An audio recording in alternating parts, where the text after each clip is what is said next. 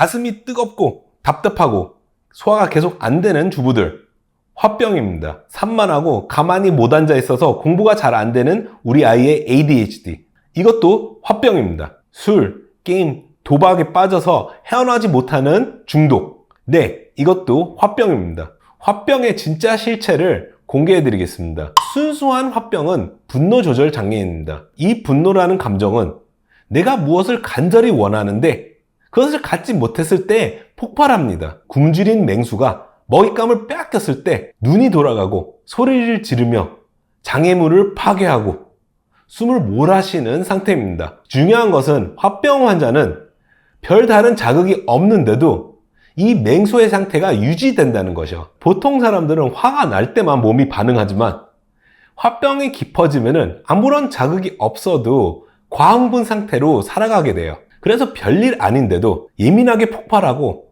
화가 쉽게 나는 분노 조절 장애가 생기는 겁니다. 첫 번째 증상은 충동적인 폭력성입니다. 브레이크가 고장난 것처럼 말과 행동의 제어가 불가능해집니다. 그래서 폭력적으로 보이는 행동이나 언어를 자주 하게 됩니다. 그 다음 증상은 터질 듯한 호흡곤란입니다. 숨소리가 거칠고 늘 숨이 차 있으면서 가슴이 항상 답답합니다. 그 다음은 후끈거리는 상열감, 열이 위로 뻗쳐서 얼굴이 빨개지고 열감을 자주 느끼게 됩니다. 그리고 마지막으로 지독한 불면증, 몸이 늘 전투 모드라서 눈은 각성돼 있고 심함은 충혈돼 있습니다.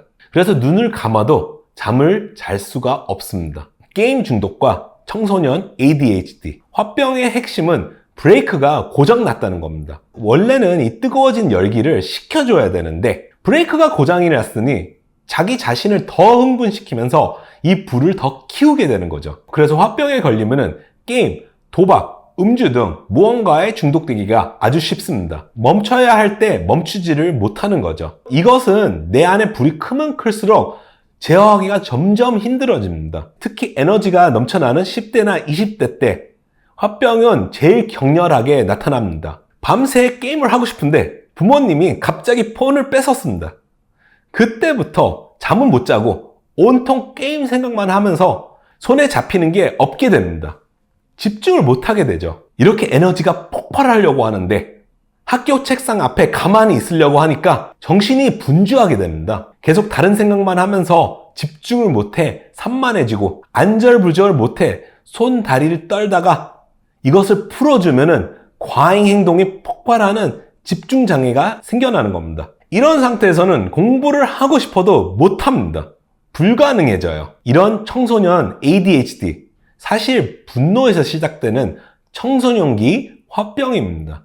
주부 화병은 울화병입니다. 우리가 흔히 주부들에게 자주 걸리는 화병이라는 것은 사실 울화병입니다. 여기서 울자는 막혔다는 뜻이에요. 똑같이 화가 치밀어 올라가고 있는데 어떠한 상황이나 체면 때문에 이것을 터뜨리지 못하고 참다가 생기는 병입니다. ADHD도 이 화를 참아서 생기는 병인데 울화병과의 차이는 바로 기력입니다. ADHD는 기운이 넘쳐나서 폭발하는 상태라면 울화병은 반대로 기운이 없어서 폭발하고 싶은데 뚫고 나오지를 못하는 겁니다. 그래서 화가 막혔다고 해서 울화병입니다. 첫 번째 증상은 신체적 결림입니다. 기운이 막혀서 옆구리, 가슴, 목 같은데 무언가가 걸려있는 느낌이 들고 그 다음은 상열감, 가슴 한가운데 뜨거운 불덩이가 들어앉아 있는 것처럼 열감을 느끼게 됩니다. 그 다음 소화불량, 명치가 꽉 막힌 듯 채기가 있고 식욕이 떨어지면서 무엇을 먹으면 내려가지를 않습니다. 그리고 마지막으로 감정 기복이 있어요.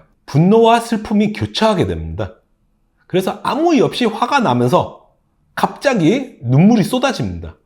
화병과 울화병은 치료법이 다릅니다. 분노 조절 장애나 ADHD는 제압되지 않는 산불이랑 같습니다. 주변을 다 삼켜버리려고 하는 이 불길을 잡기 위해서는 반드시 비가 내려야 됩니다. 질주하던 맹수도 비가 내리기 시작하면 멈춰서게 됩니다. 그래서 한의학에서는 가을비 같은 혈자리와 약재로 이 불길을 잠재웁니다. 반면 울화병은 압력 밥솥과 같습니다. 열은 가득한데 뚜껑이 꽉 잠겨 있어서 나갈 구멍이 없는 상태죠. 그래서 울화병 치료에는 압력추가 필요합니다. 내부 열기를 폭발시키지 않으면서 서서히 압력을 빼주면서 열기를 식혀주는 소통의 치료가 핵심입니다.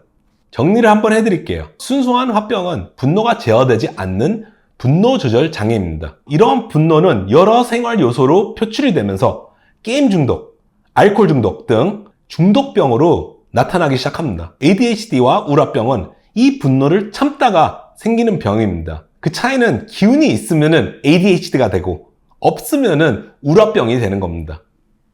화병은 자기도 모르게 걸립니다.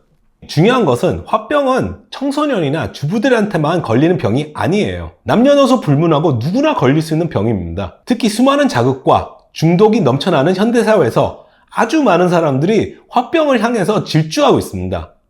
근데 제일 무서운 것은 화병은 자기도 모르게 걸린다는 거예요. 미친 듯이 달리고 있는데 브레이크가 고장났다는 사실을 사고 나기 일보 직전에 알게 된다는 거죠. 그래서 언제든 위험한 응급 상황으로 번질 수가 있게 됩니다. 자동차 정비소에서 브레이크와 엔진 오일을 주기적으로 점검받듯이 내 엔진이 과열되고 있는지, 내 브레이크는 제대로 작동하고 있는지 주기적으로 진맥을 받아봐야 됩니다. 화병이라는 무서운 질주를 멈추게 할 수 있는 유일한 방법입니다. 마지막으로 기억하세요.